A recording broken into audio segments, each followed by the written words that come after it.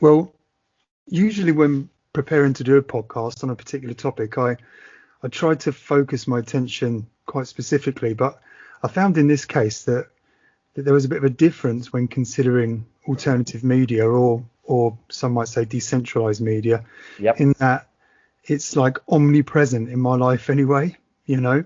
I mean, for me, it's present in the form of YouTube and audio podcasts, and it's through these mediums that I get the majority of my information. Now, I don't use Twitter, Facebook and Telegram, etc., but I know that many people do have an interest in this multitude of platforms, and they kind of cast their net of sense making across these systems of connection.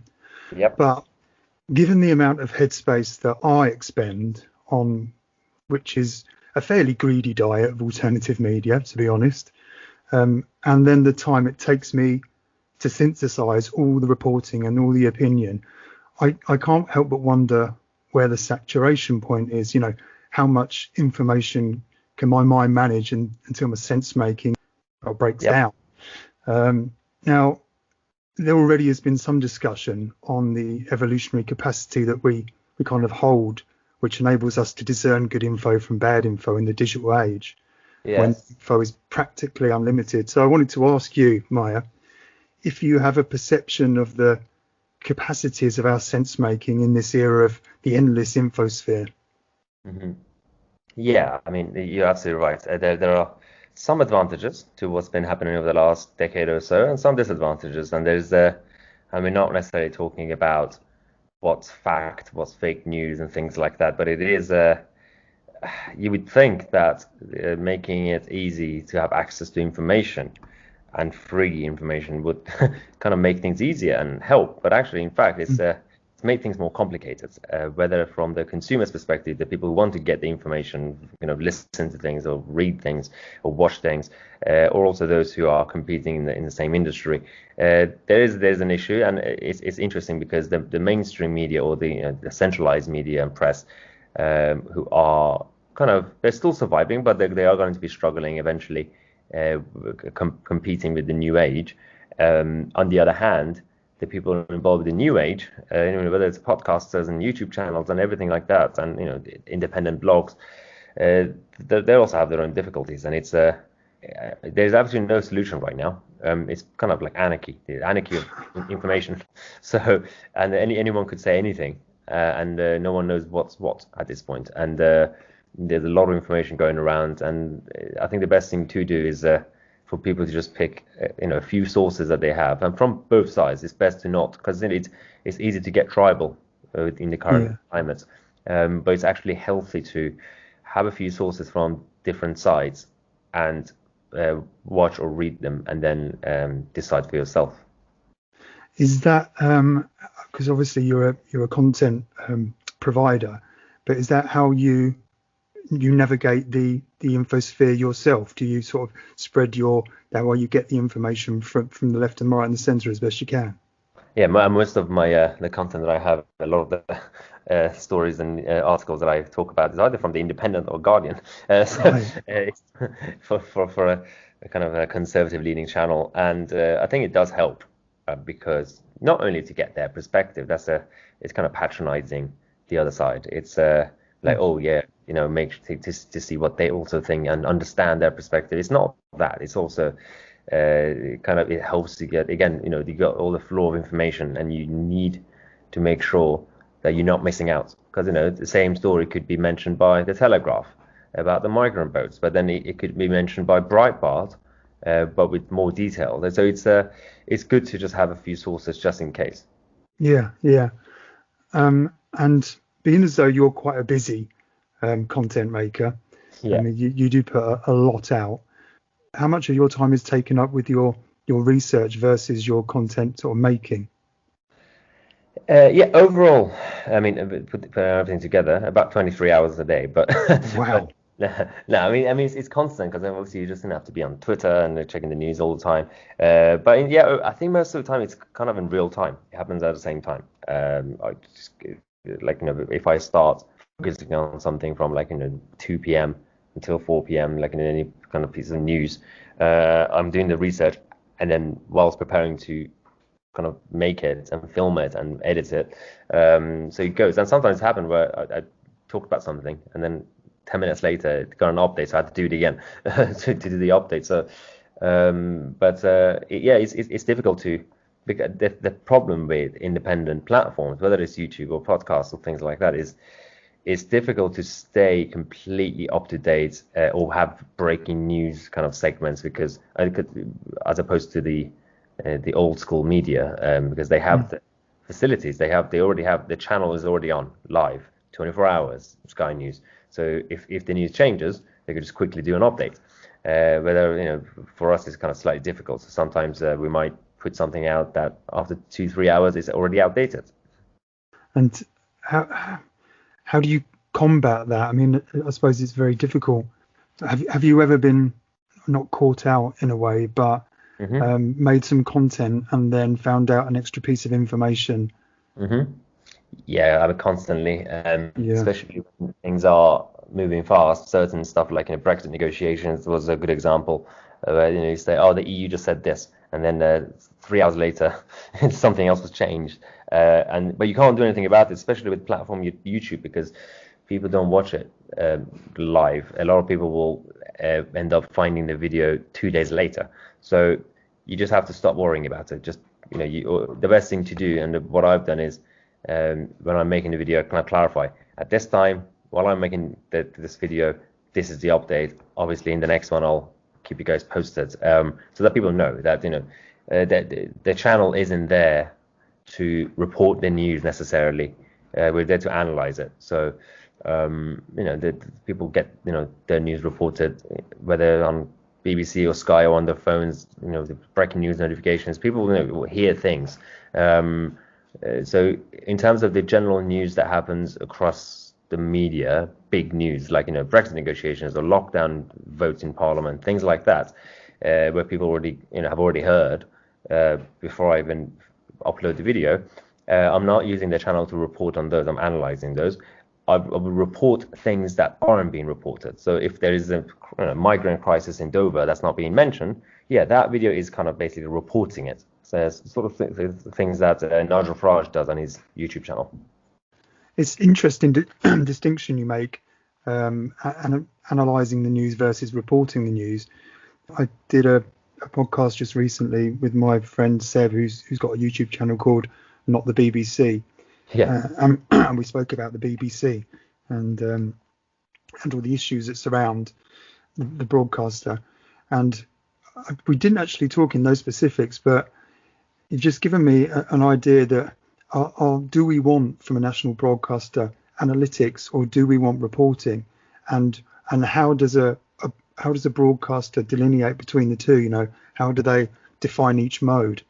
Yeah, and I think there's it's weird because you need reporting, you need a source, an outlet, whatever, press or media, to simply report, but because and without any comment or analysis, because then it will become biased. But the problem is no one will watch it or listen to it. It will be too dry. So if the BBC, because what I want the BBC to do is just report things, but it will be so boring, more boring than what they are now. But because the appetite right now, people want discussion. People prefer analysis. So that's why they're going to talk radio. That's why they, some of them still listen to LBC for some reason. But there's with new channels like GB News coming up, GB News is basically going to be more of a discussion channel, and analysis and talking about things, and people are excited. It's a shame because I want people to be excited for reporting as well, and actual data and just dry facts. But that's not sexy enough, of course. So the BBC, do you think, are and people like Sky News and other platforms, they're caught in a bit of a trap where they have to provide analytics to be able to get people to draw people to their platforms to view and to listen, but they are constantly accused of bias as well. Yeah, I mean, there's a problem with comparing the BBC to Sky or Channel 4 because Sky and Channel 4 and others, despite Ofcom, they should be flexible enough to do a bit of bias. And we should criticize them, of course.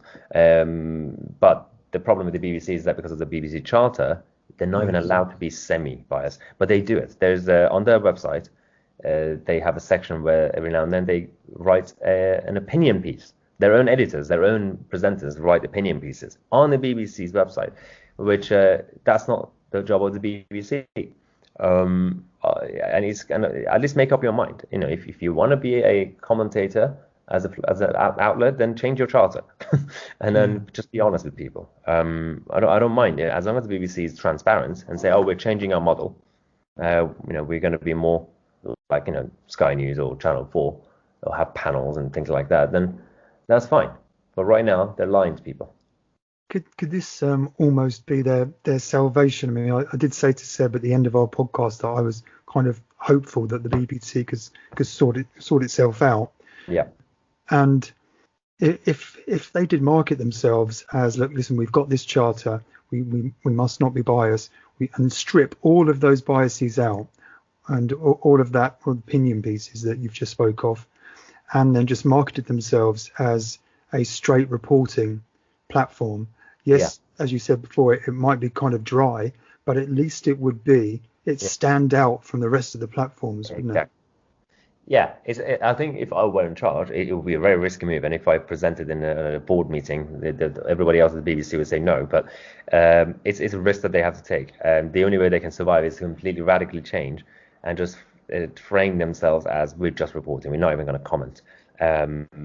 But right now, everybody will say no to it because the consumer doesn't want dry news.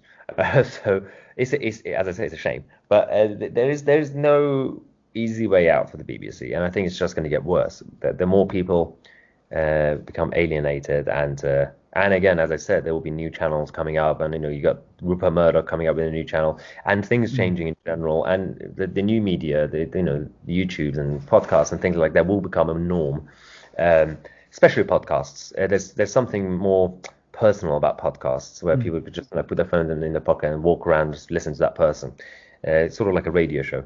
As opposed to YouTube channels. YouTube channels are slightly difficult because you could get used to the person, the content creator, but at the end of the day, it's usually stereotype average. If it's a few minute video a day or after a couple of days, 10 minutes or something.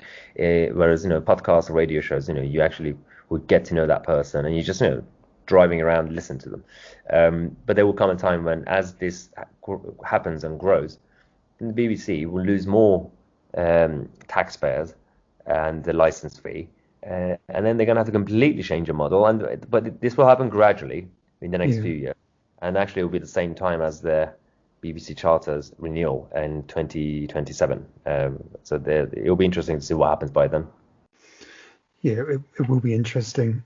And just to roll back a second onto my original question, which centered around the capacities of our sense making, in this endless infosphere, and if we can literally keep up.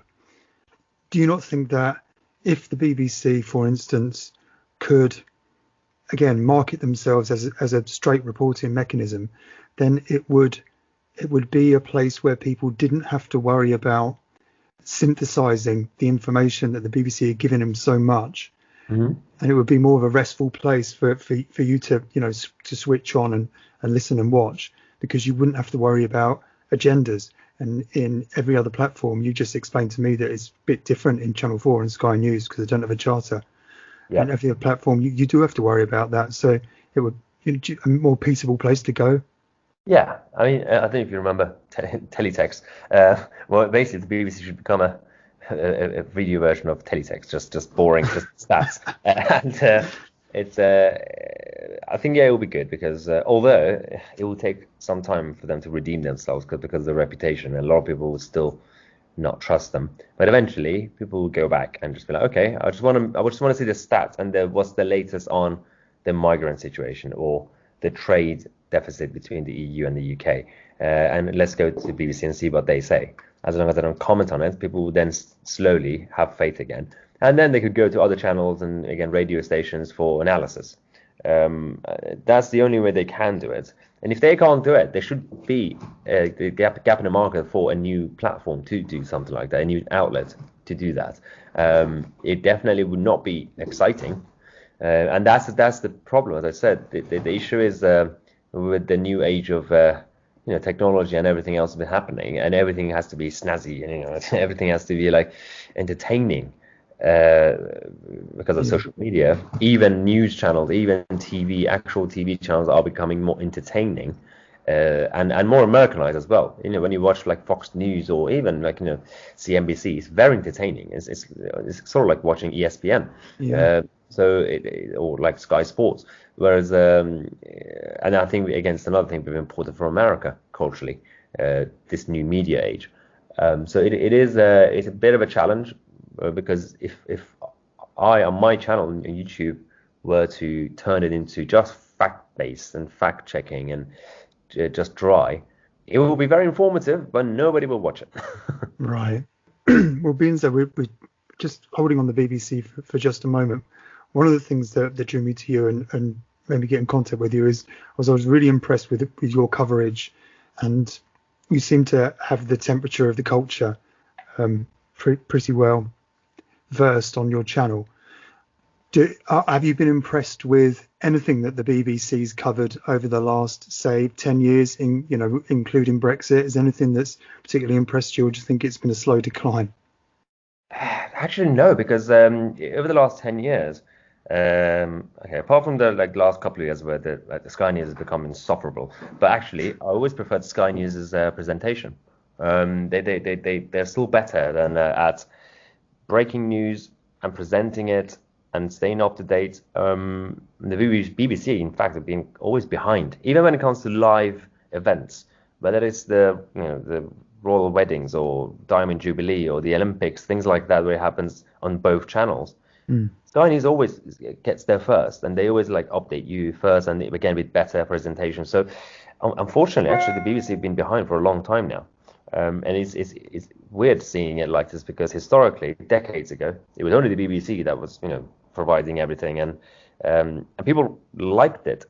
And now we know why, because there was no competition at the time. And not because the BBC were impressive. They were always like this. But it just wasn't showing it itself. Yeah, I'm trying to be upbeat, as you might be able to tell, but there's not much to be upbeat about when you get that kind of analytics. You're right, it is a dinosaur.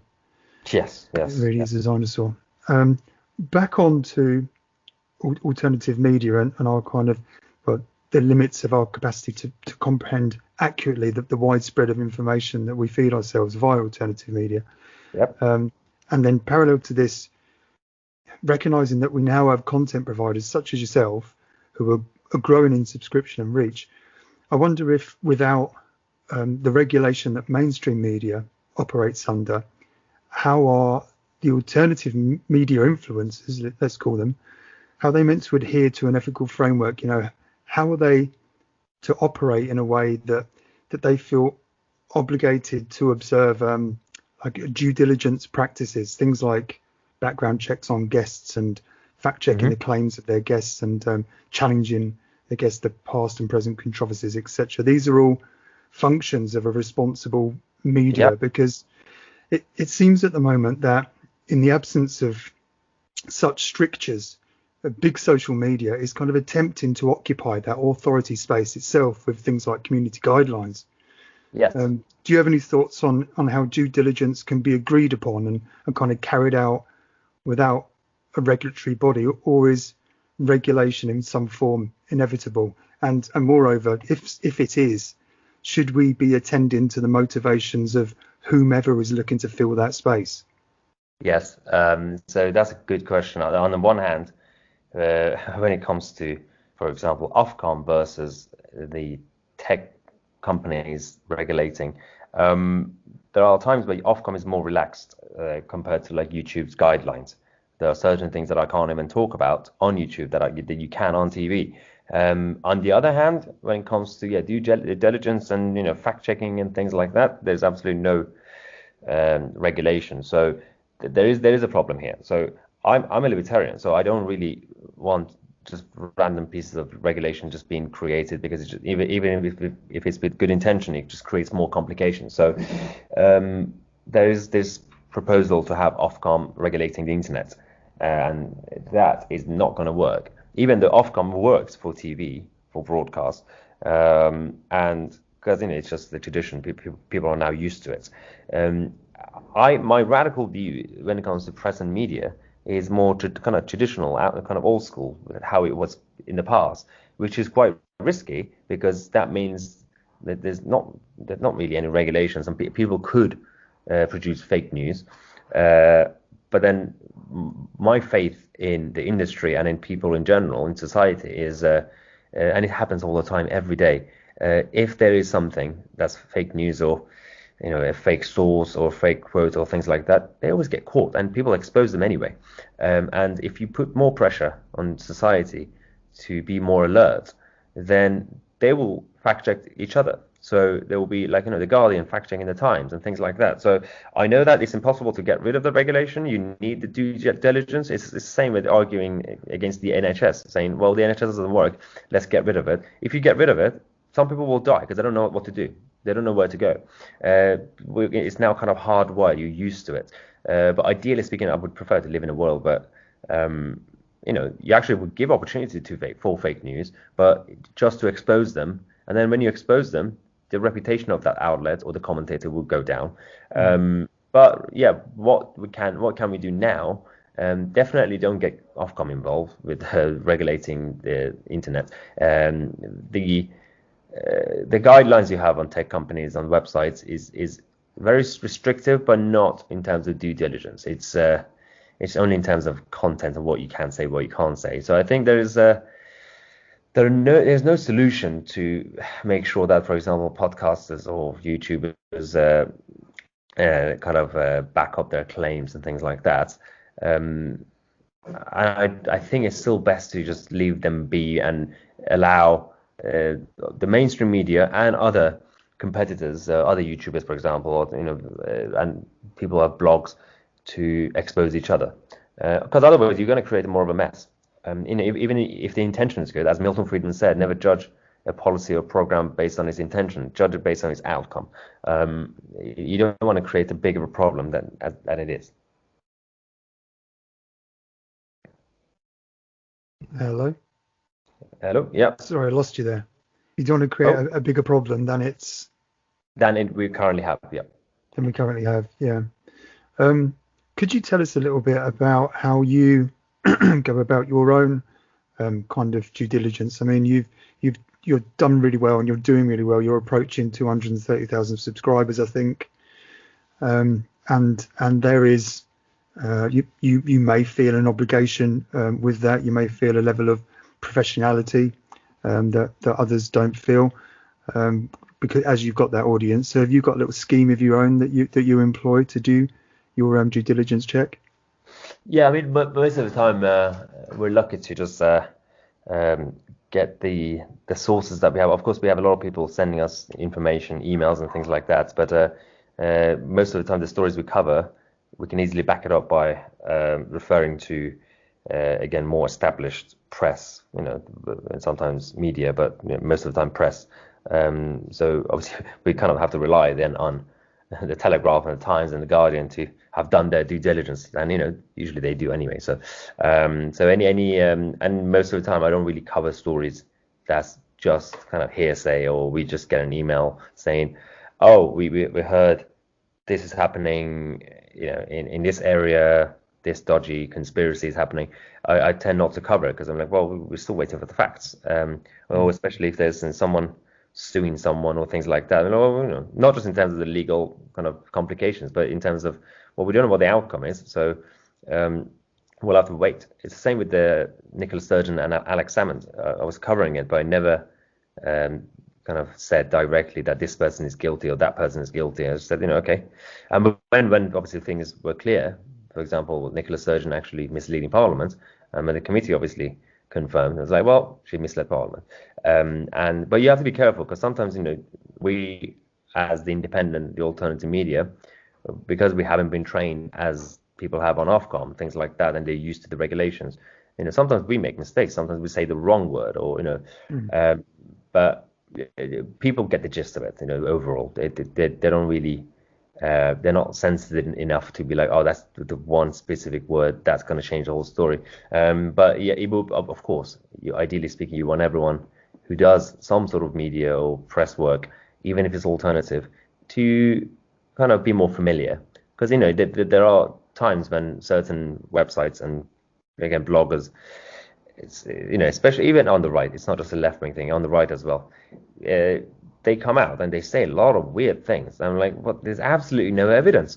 And they say, oh, it's the lizards got together and said, we should have face masks for the rest of the life. Well, who said this? There's absolutely no evidence for it. So yeah, it's that's the thing. That sometimes it's too obvious that everyone can see. Sometimes it's so subtle that no one can see. So having said that, do you think that at the moment, the more professional, should I say, or perhaps responsible content providers on platforms like YouTube are still looking to the Associated Press and mainstream media to back them up with fact checking, essentially, that they've got their Ofcom regulatory practices. So if we quote them, then they've already been checked and it comes down the line to us. So we've got some kind of safety net there.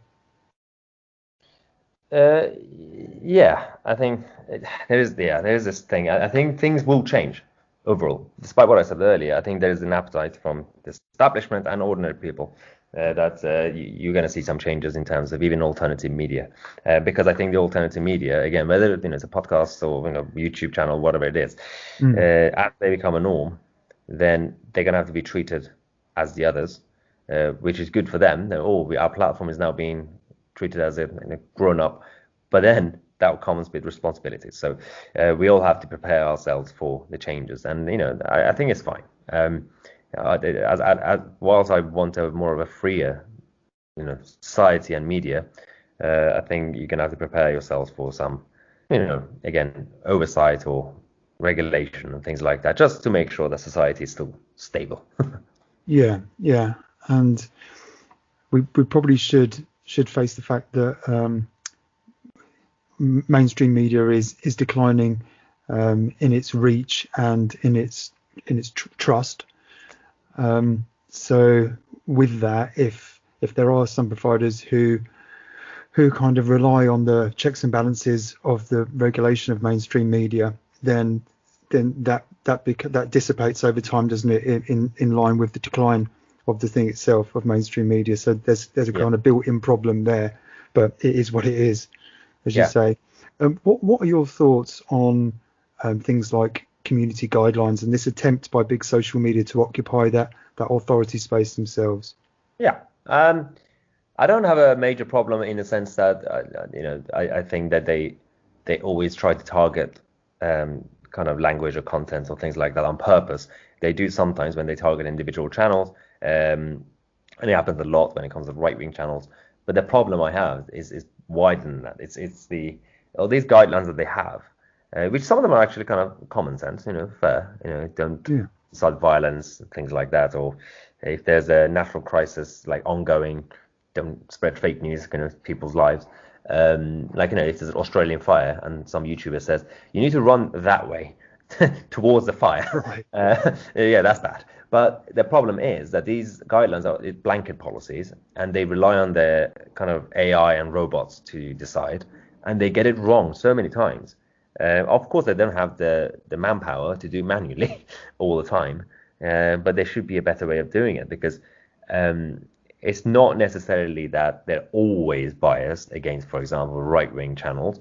That happens a lot as well, but it's that the blanket policies and guidelines hit everyone, hit left-wing channels and some prank YouTube channels, and they just do pranks and they get hit a lot as well. So it's not working. It's not fit for purpose. Like whether it's YouTube or Twitter with their weird fact-checking stuff, and they have to also evolve themselves. And I think there's no appetite right now. There's no public pressure. The only people who are shouting about it is just this minority of right-wingers who are angry at the big tech. The majority of the public out there, the consumers, they're just going about their lives, and they're not really concerned yet. If things get bad, then yeah, of course. Do you think that it is a problem when you hear of people falling foul of things that they post or retweet or whatever on social media, and then that affects their day-to-day life? As in the guy who I think worked for Asda, you might remember, and he tweeted a clip of Billy Connolly, a comedy clip, just a minute or so, and he lost his job from it. It was a criticism of Islam. Billy Connolly was doing a bit, and he lost his job from that. What's your thoughts there? Well, that's the thing. I mean, there is this issue with there's a certain side of the political spectrum on the liberal left that have dominated certain areas of our lives: media, academia, the political system, the establishment, basically almost everything. And now they're occupying the so-called capitalist brands. So these capitalist companies, the corporations, who are supposed to be pro-freedom, because that's how their businesses were created, they're now being dominated by a certain mentality, and you're not free anymore. You can't. You have to be careful where you go and what you say, because if you say something that accidentally offends someone, then you're in trouble. And I don't want to live in this society, because I'm for those who don't know, my background is Persian. My family are from Iran, and we lived in that society where you have to be just careful about what you say. Whilst in the West we want to have a civilized society where you don't want people to just randomly go around insulting people. That's just that's just anarchy. You don't want that. But the accidental offense, or a joke, like a teacher talking about a prophet, or discussing something that's controversial, or I don't know, making a joke about certain people. It's and then you get into trouble. And then that's why the liberal left, who are, they're sensitive, snowflakey, and they're usually from the same kind of generation. It's been happening just before the millennial generation. So a lot of people who are now in their late 30s, they're still part of their kind of sensitive type. And Jordan Peterson has been talking about this a lot, where it's also because of the parenting of the 1980s and 1990s and onwards, where a lot of families became more middle class, and just parenting became more liberal, and they completely, obviously they provided things for their children, but then in terms of materials, but then in terms of discipline and kind of preparing them for the real world, that didn't happen. So everyone's extra sensitive, and it's not just for the sake of the younger generation, because we've had younger generations before and they were not sensitive like this. But it's a cycle, and things will change again. And as the world changes, and you can see already from the new generation, they're not as sensitive as the previous one. So it's just a cycle, and it kind of goes around. There's an action, then there's a reaction, and then so my sister, who's currently, I think she's 18. Yeah, she's 18. She's just on the border, and she actually finds the previous generation, the millennials, frustrating. She's like, why are they so, sensitive and snowflakey and like so entitled? And I'm like, well, but it changes. Also, there comes some good things and bad things with generations anyway. And they all have their good things. So like millennials, they get a lot of attacks, but they're also the generation of passion, and they want to achieve things, and they have this sense of whatever we do, we need some sort of impact on society. So whether the cause is right or wrong, that's irrelevant. Whether they're doing it to save the trees or to help the tech industry, it's still good. So at least they're not lazy. That's good. Yeah, you're right on. I'm, I can tell you're an optimist, and it pleases me. And I like this idea of the cyclical nature of sort of the generations, and how they the temperament of the generations, if you will. You did mention that you were born in Iran, and I wondered if you have any sense of the dynamic between the alternative media and the mainstream media in that country, in the country of your birth. So can you elaborate? Let's say it again. I mean, I'm guessing there still is an alternative media sphere in Iran, and I'm guessing there's mainstream media. So is the dynamic similar to the dynamic we have in this country? Oh no, they're definitely worse, because in countries like Iran, you have the state kind of TVs and press and everything else. Well, not necessarily nationalized. Like you have free press. Well, technically free press. They're like private companies are having newspapers and things like that. But TV channels are all public, and but that's not the only problem. The problem is any other alternative mainstream, so Western TV or anything else, foreign TV, is banned, and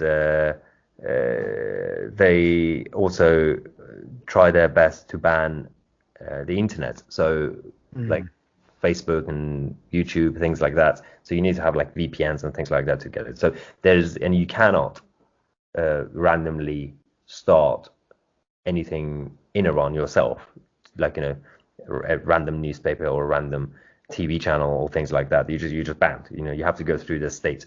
So there's no opposition. So what they do in Iran, and that's the whole point of it, when you overregulate, if people want to get their information, they will get their information. So people are now accessing all the foreign TV, so whether it's Fox News or anything else, and they what they do instead is they go through VPN and the black market and things like that to access it. If people want to get something, they will get something. It's the same argument for the drug war on drugs, especially when it comes to cannabis. Like, what do you think by banning cannabis, people have stopped taking it? No, if people want to take cannabis, they'll take cannabis. So, if you try to ban sin, people will find ways to do sin. So, it's stupid. It's the same with media right now.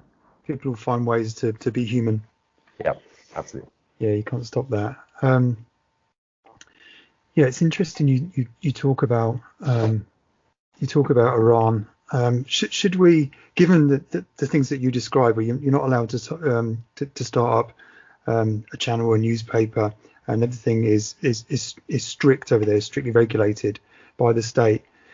Do you think that? I mean, these things are anathema to British people, right?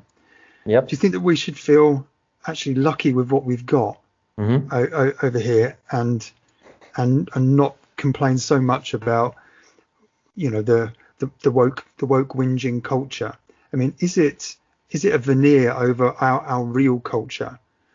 Because of the way you describe the cyclical nature of generations, and the way they can be coerced into into thinking in a negative way, then is that going to go away? And should we be kind of hopeful that it's going to go away, and lucky that we're not in the perpetual hell of poor people in places like Iran? Yeah, so there is this argument where, when it comes to the future, certain people, especially on the right now, because of the counterculture, they're completely pessimistic and talk about doom and gloom, and like things are going to get worse. I say the same, but without being pessimistic. I say we have to go through the dark phase, because I'm optimistic that people will then wake up. So we're going to have to go through the dark phase in the West. It's a cycle again when it comes to West and East. When you look at the centuries and the next last millennium and all that. So right now the West is shooting itself in the foot, and we are seeing it on so many fronts. You would think that the West should be more pro common sense and pro liberty, but you saw what happened with the BLM movement. There is a backlash every now and then. So an Extinction Rebellion. So ordinary people who are still pro environment, they want to care about the planet. They say, oh no, this is just too far. These people are going too far. Or even with the BLM saying, well, I'm a normal person. I'm not racist, but these people are just attacking statues. but it's not enough. We're going through a phase where the West and the whole culture, people are by nature more in favor of security over liberty. So you can see right now in the opinion polls and the public being pro-lockdown and some of them want even more measures, because when you have fear, as the basic nature, the instincts of human nature, somehow we give too much energy and time to the concept of fear, and it goes back to again survival as a concept. So because of the fear, then they want more control, they want more kind of state intervention, even though if you ask them normally they will say, oh no, we don't want big government, we don't want big regulation, people telling me what to do, blah blah blah. And we hear it a lot from actually there's a lot of people who voted for Brexit, your classic kind of Middle England, small C Conservative but used to vote Labour or UKIP and sometimes Tory. They're the ones who always say, oh, I don't want to be told what to do. But then they also, when it comes to the action, they would always go with, when it comes to the voting for parties or politicians, they go with policies that would give them more security. So whether it's the NHS, whether it's the benefit system being bigger, and it just gives them more of a sense of security. And because with the liberty comes chaos, and chaos, there's no control. But it's a shame because that's a stereotype. You can have liberty without chaos. You could have controlled chaos, as Jordan Peterson used to say. So you don't have to have anarchy. But people are afraid. So right now we're going through authoritarianism, not imposed onto us by the state or the establishment. It's actually being advocated by people. So people who are blaming Boris Johnson or the establishment of Whitehall for authoritarianism, it's not them. They're doing what people want. So that's the problem we have. I'd like to ask you a question, which is quite a hot topic, but I particularly ask you because I know you've got, coming where you come from, where you were born, you're probably quite well placed to have a view on this, and that is we've spoken about in the last few minutes the cycle of generational attitude and how you think that will revolve and we'll get ourselves out of this sort of quagmire of wokeness. But there's also a changing demographic in this country, and I really must mention I'm from the Luton area, so I really must mention Islam here and the rate in which those communities are populating. Do you not think that there is a danger that this rate of population of these Islamic communities, coupled with is it an inability, I don't know, to reform, let's just say an inability at the moment to reform, might subvert this cycle of generational attitude that we're hoping will come about? Yeah, I mean, there is an issue with any area across the countries. It's the same in America as well, or in the West, with when you have a concentration of mentality. So, yes. I mean, when it comes to culture, that's a different argument. And we remember David Cameron, who was actually a Liberal Conservative Prime Minister.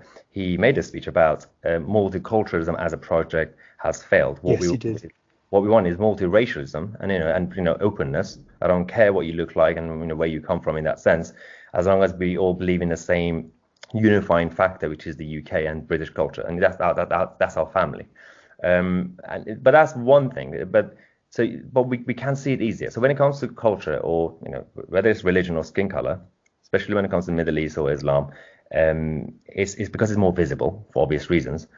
So when it comes to like Luton or Birmingham, certain areas in Birmingham or Glasgow, when it becomes kind of concentrated, and the people who in those areas, it creates tribes.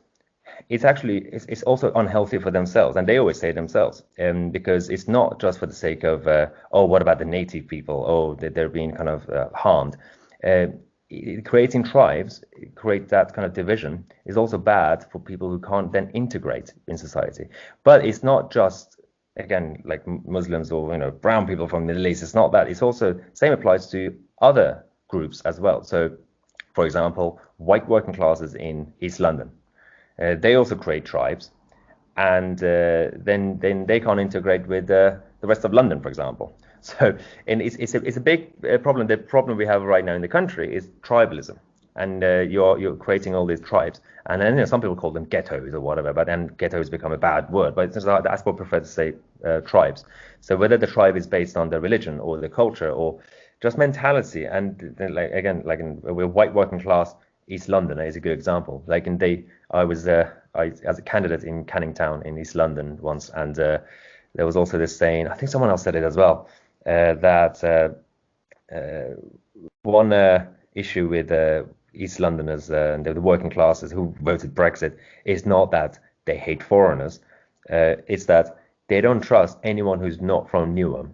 Even if it's a white middle class from Chelsea, they just don't trust anyone who's an outsider.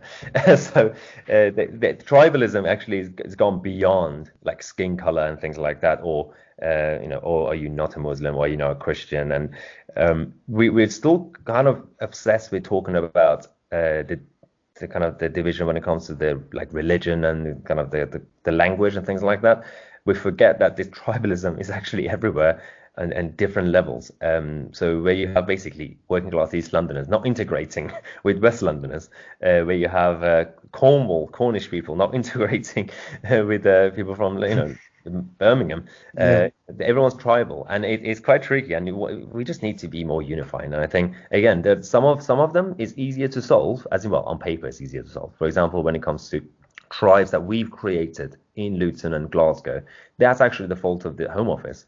For in the past, when they send people to the same area, well, what you do is you're going to make it harder for these people to also integrate into society, not just the native people kind of feeling, well, a lot of change is happening, but in the past where you've had a wave of migration from anywhere, like India or Nigeria in the 60s, 70s, they went everywhere, and you spread them around, and then let them decide where they want to go. And they've integrated, and also some people from cultures that are so different, like Far East Asia, China, Japan, and when you see someone from China or Japan or anywhere else, you don't treat them differently. You just be like, oh, okay, so that's it. What's your name? That's your name. Okay, cool. Next one. Or someone from Africa, from obviously the Commonwealth or anywhere else. You don't really say, oh, so where are you from? Like, you just say, oh, where in London are you from, for example? Are you from Manchester or something like that? Again, that was a problem with, firstly, not controlling the numbers, but also not helping the newcomers to integrate. So we have to take responsibility as the country as well. It's not just their fault. So that's the issue. Yeah. Yeah, and tribalism is stitched into our cultural DNA, isn't it? We're never going to get rid of tribalism per se, but do you feel that woke culture is giving tribalism an extra boost? I do know several people that have had their nose put out of joint, to put it lightly, by having to take things like unconscious bias training at work, and they begin to say things like, I never was racist before, and that's just, it's such a worrying turnabout in people that were otherwise, that it wasn't even on their radar. They hadn't even got over being racist. They weren't in the first place. No. And this is boosting something quite dark and sinister. Do you feel? Yeah. Oh, I mean, it's fascinating because it took us as a country and culture a few decades, a century or so, to at least eliminate racism as a norm in the culture. We didn't have a problem. You always have odd cases. That always happens in any country, any culture. That's just unfortunately normal. But as the masses, it's just not in our blood, in the British blood, to have that specific prejudice. But we brought it from America, so thanks for that. And what we did instead was we then, and by we, I'm talking about obviously the woke side, then created a problem that wasn't here. So they made people racist. They you're now racist. What you're saying now is, and some people who are just in the middle of the road, they're just ordinary people, then they actually fell for it. They went home and like, oh God, am I racist? Yeah. So it's very, very unhealthy. It's bad for mental health. Psychologically, it's just dangerous for society. People on the right try the counterculture side. They're trying to fight it by keep talking about identity politics, but the issue is not necessarily just identity politics. It goes deeper. It goes, as we said, it's tribalism, it's actually worse than that. It's collectivism, because these people are creating kind of different collectives within society, whereas in the past, countries and cultures, the only collective they were trying to achieve was the country and the culture. Obviously, sometimes they went too far in certain places in Europe in the past when it's tried to have the national collective. But in the past, the British culture, and America as well, the collective mentality was being American. Yeah. And inside, you could be an individual. But now, I mean, that's what Margaret Thatcher was trying to say in the 80s, and people destroyed her on the left when they took it out of context, saying, "Oh, Margaret Thatcher says there's no such thing as society." She was saying there's no such thing as society. What we have is individuals, families, and people make up society. So she was trying to say prioritize the individuals inside the collective instead of trying to be obsessed with the collective. So it's basically people like her at the time were trying to fight and stop that wave, but they couldn't do it. And we are now seeing the consequences. Yes, we are. It's come on top, as they say. Just for the last 10 minutes or so that I've got you, and just going back to the topic of alternative media, I'd like to ask you a question about success and failure, because I think that anybody listening to this podcast, as you've been so successful in my eyes, you've not just got relative success, you do really well at what you do, and you're very good at it. I wonder what you imagine are the conditions of failure for these new providers of information, that have an increasing reach. How does one measure success? Is it simply the amount of subscribers? Is it the amount of likes versus dislikes? Is it if you've spoken with people who have challenged your opinions and you've evolved your sense making and changed your mind? Or is it a mix of all? How should a content maker measure success in the digital infosphere?